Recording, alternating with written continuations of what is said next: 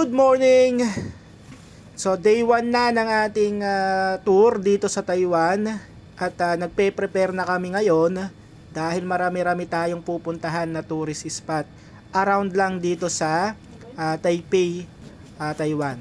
Tara, let's go! Yan, maglakad-lakad muna tayo. So bago tayo gumala, maghanap muna tayo ng makakainan natin. Hello, good afternoon. Tinanghali na kami. So doon na lang tayo malapit sa... At ito nga pala yung itsura ng lugar, malapit doon sa hotel na kabinet namin.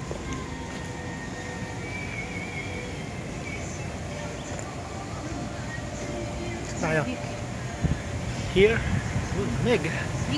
Ang lamig. Mas malamig dito. Oo, kaysa Hong Kong. Hong Kong, medyo may area lang na malamig sa Hong Kong.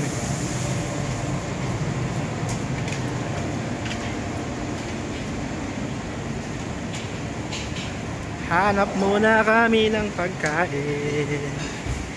Uy, may pamilyar. Bili muna tayo ng Tesla.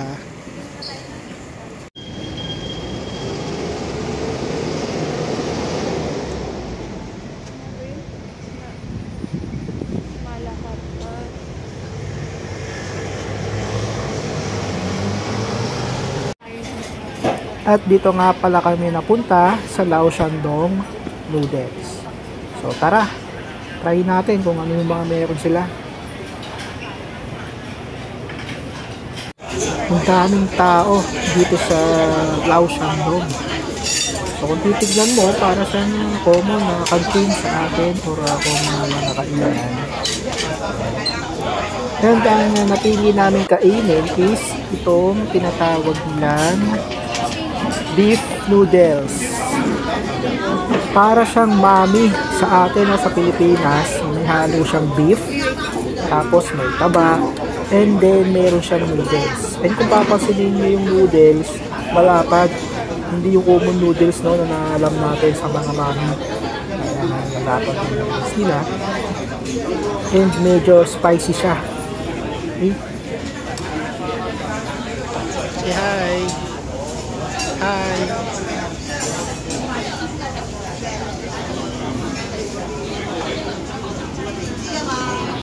Ayun, at tinry na nga natin. So, eksakto dito sa lamig sa Taiwan. So, napakasarap tinigop ng mainit na sabaw. Ayos. Yung isang order niya, busog ka talaga. Sulit.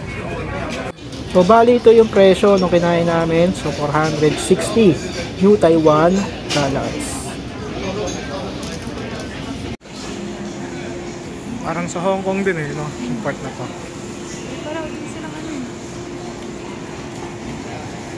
Mambo na. Yeah.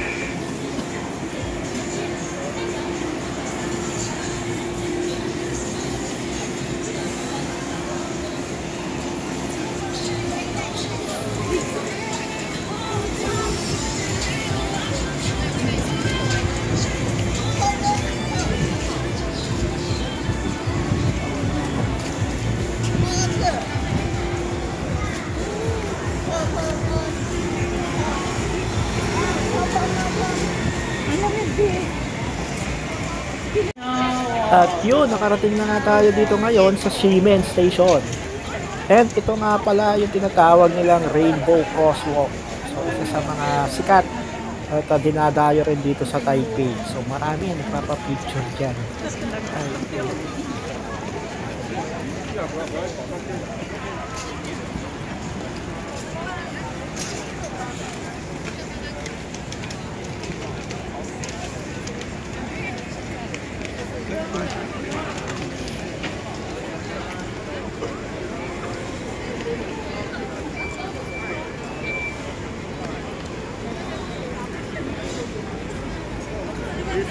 Let's go. Pasok na tayo ng tren. Train station. And dito nga sa Taiwan, need ninyo gumamit ng tinatawag nilang Easy Card. So para mas mapadali no yung mga access natin doon sa mga MRT lines ni Taiwan. Here. B, yung ano mo.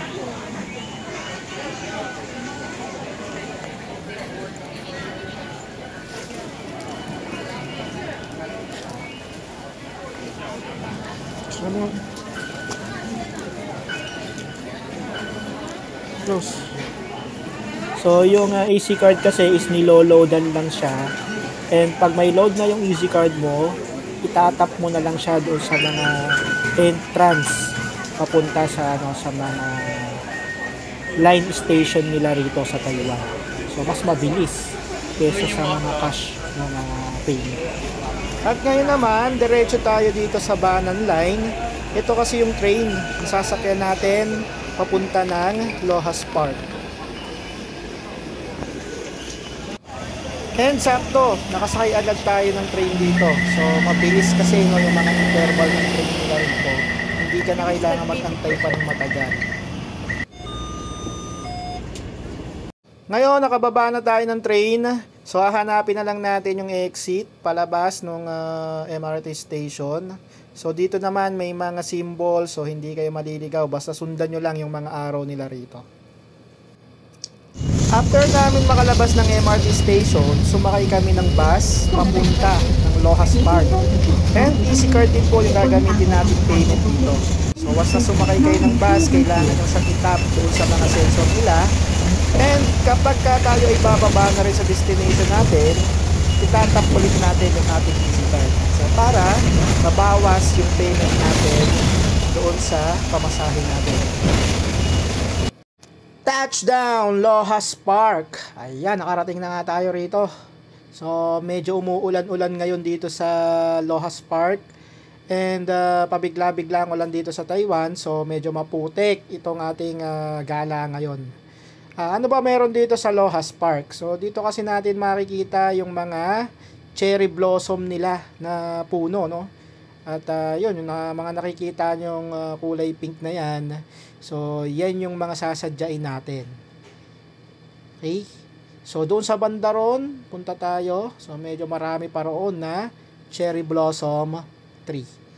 So, experience natin si cherry blossom. Tara, let's go!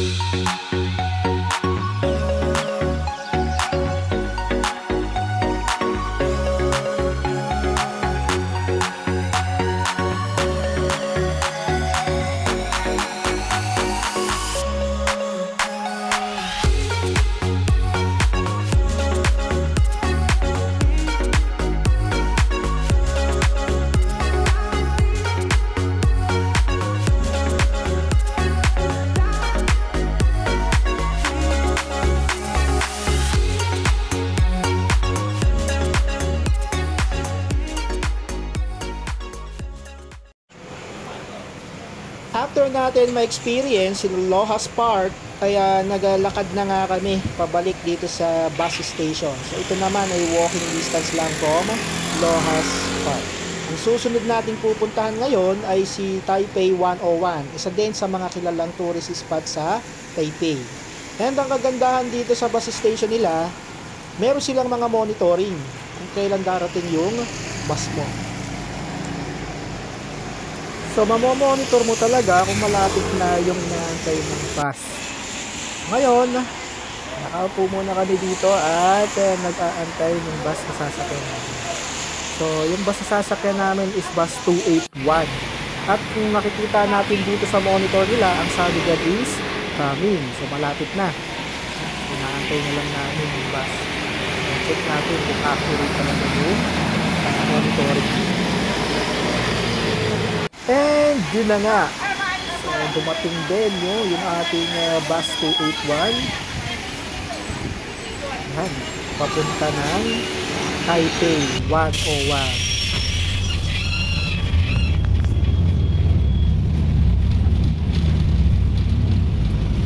At yun na nga ay tayo babiyahin na papunta ng Taipei 101. So yung Taipei 101, isa siya sa mga kilalang tourist spot or building dito sa Taiwan. And ang maganda rin sa building na to is earthquake proof siya. So dinesign talaga siya na kapag ka nagkaroon ng earthquake, mapapansin natin yung building is nagmo-move din siya. So medyo nagwe-wave din siya. Hindi basta-basta nadadamage yung structure ng building na to.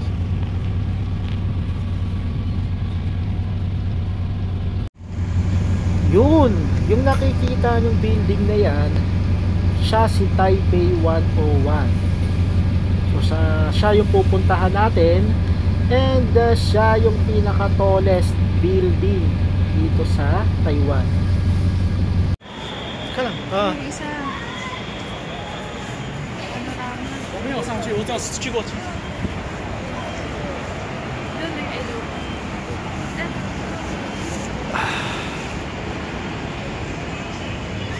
Ano na lang eh, pag gamitan mo na. Ang taas. Mga napad. Saan tayo? Saan kaya maganda? Saan ba yung ginawa niyan? Nakuha yung ano? Tower? Hindi kaya, Bill. Tino, tok-tok na tok-tok oh. Hindi yung ginawa niya. Ang ginawa niya, di ba? Binaba niya sa ano. Medyo nahirapan pa nga kami sa pagkuha ng picture nitong Taipei 101 kasi sa sobrang taas niya. Hirap na hirap kaming pagkasahin siya sa camera. Pero nagawa naman ng paraan. Yan. Sumakay kami ng escalator. So, tapos, bababa na lang yung pinaka. Yan, para nakuha talaga yung dulo. O yung pinaka taas ng Taipei 101.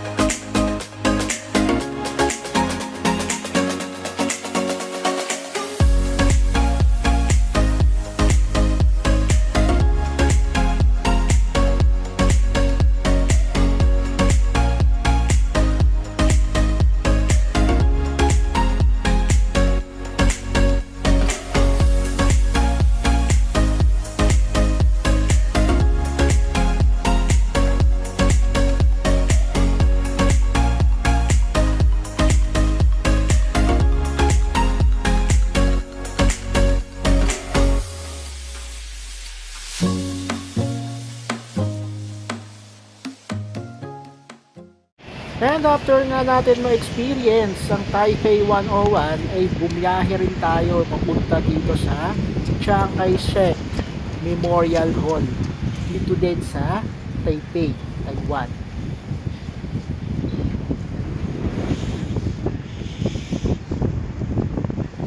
And itong Chiang Kai-shek Memorial Hall na to is itinayo nila for the memory of Chiang Kai-shek, the former president of the Republic of China.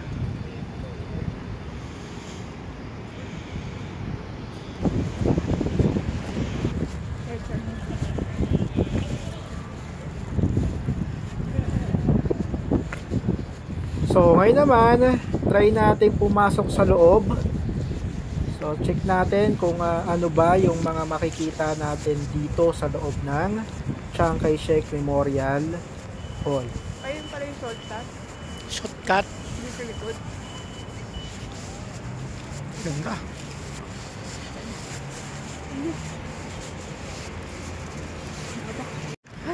At para makarating pala tayo rito, From Taipei 101 is sumakay ulit kami ng MRT papunta naman dito sa Chiang Kai-shek Memorial Hall. Chiang Kai-shek. Welcome to the Chiang Kai-shek Memorial. May kwento si Kuya Ron no? Hindi niya nakalimutan niya. Yung kwento ni Chiang Kai-shek. Tinalimutan ko na pero nagkukwento pa rin siya.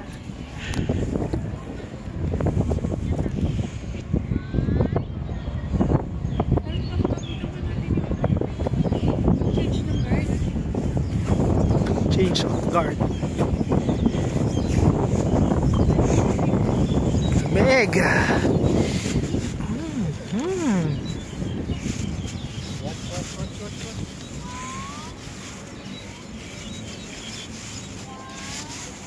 Baby. Weather check, 12 degrees tayo today. Feels like 9 degrees.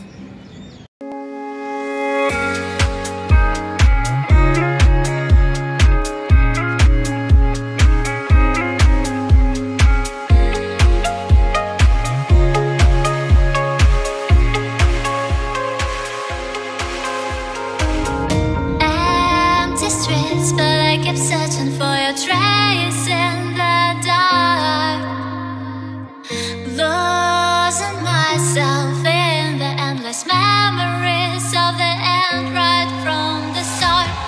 You're an obsession in my head, I can't forget your eyes. Your kisses burn my skin, I feel so empty inside.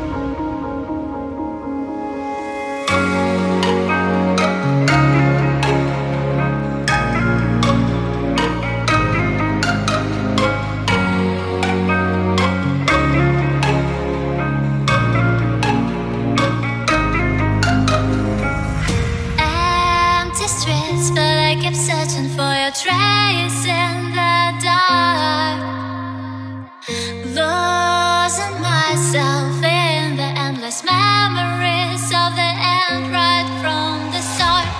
You're an obsession in my head, I can't forget your eyes. Your kisses burn. And dahil nagutom na kami, nag-try muna kami ng Mr. Donut dito sa Taiwan.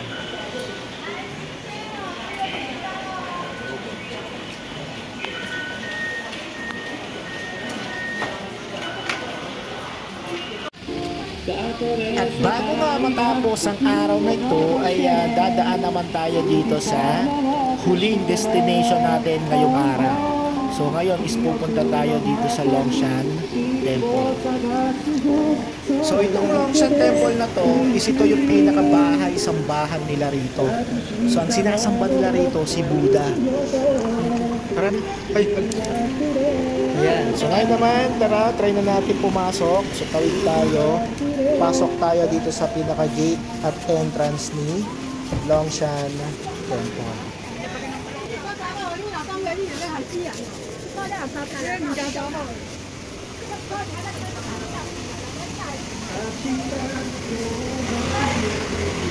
So isa rin pala sa pwede namin ma-recommend, pwede nyo i-try na bumisita rito ng gabi. Kasi kapag kagabi mas maulay siya dahil doon sa mga lightings and pailaw doon sa loob ng Longshan Temple. And kahit nagabi din kami nakarating, marami pa rin po yung mga tourist or yung mga namamasyal dito sa loob ng Longshan Temple.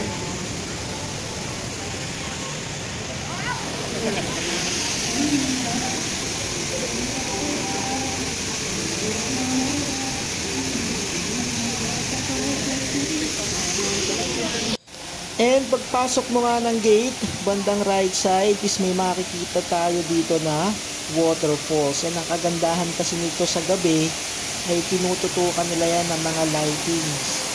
And mas na-emphasize talaga yung ganda ng waterfalls nila rito. And sa baba naman yan, napakarami din mga koi fish tayo na makikita. So ayan yung mga waterfalls na bumabagsak galing dun sa taas.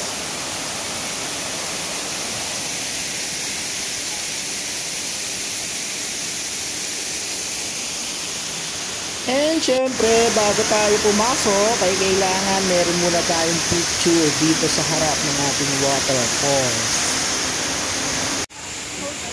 At after nga yan, itry na natin check ano daw bang makikita natin dito sa loob. So, pasok pa lang po natin ng entrance. So, may makikita po tayo dito na pilihan. Ayan, ng mga pastries, traditional pastries po ng Taiwan. So, pwede natin i-try siya rito. And, dito sa side na ito, mapapansin natin, napakarami sa kanila yung mga sumasamba. So, ito yung pinakabahay sambahan nila.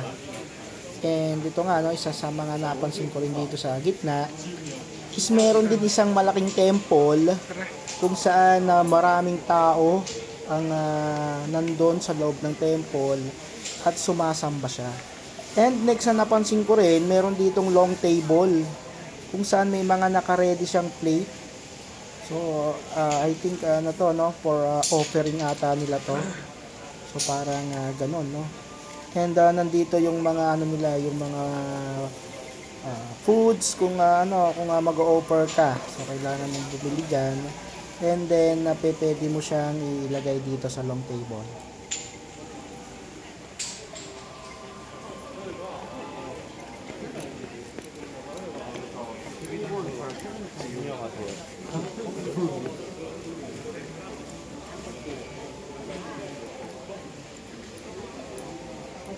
Pasok tayo.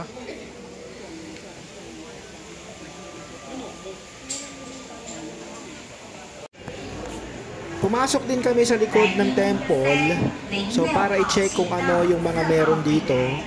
And meron din ditong mga symbol ng dragons. Ayan. And meron din dito na figure ng mga Buddha. And mangilan-ngilan na sumasamba sa harap nung Buddha. So like yung nakikita nyo na yan, yung nagbabaw sila sa harap ni Buddha. Okay, so dito sa part na to, meron din. And then, i-check din natin, o lapitan natin, so para makita natin yung itsura ng mga figures. So, nandun, no, yung sinasamba nila. Ayun. So, alam naman natin, no, na Buddhism is one of the religion here in Taiwan. So, kaya po, usually, yan ang mga makikita natin doon sa mga bahay-sambahan po nila.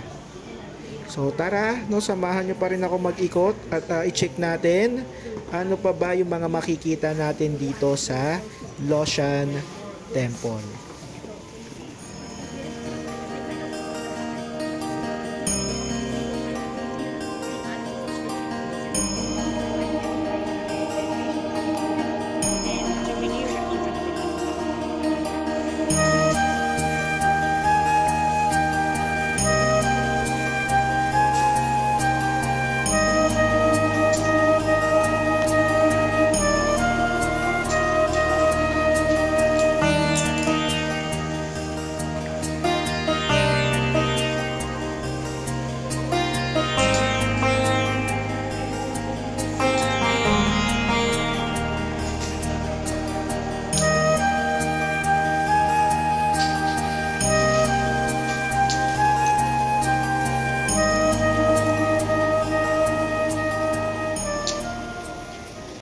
And bago nga kami umuwi ay nag-food trip muna kami. So nag-try kami dito ng stinky tofu.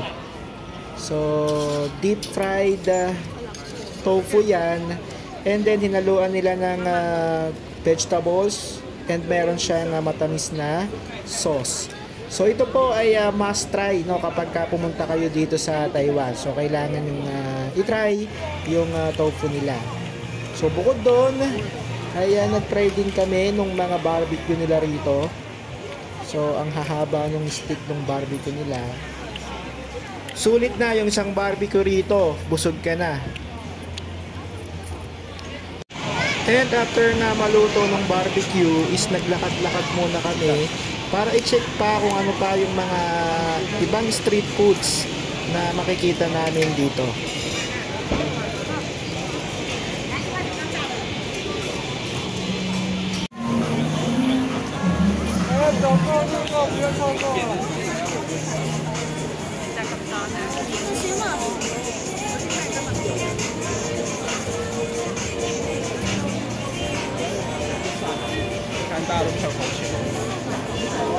Ay, pwede naman.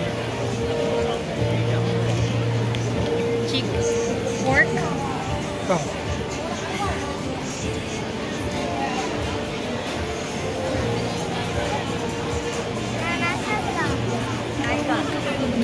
这个鸟蛋。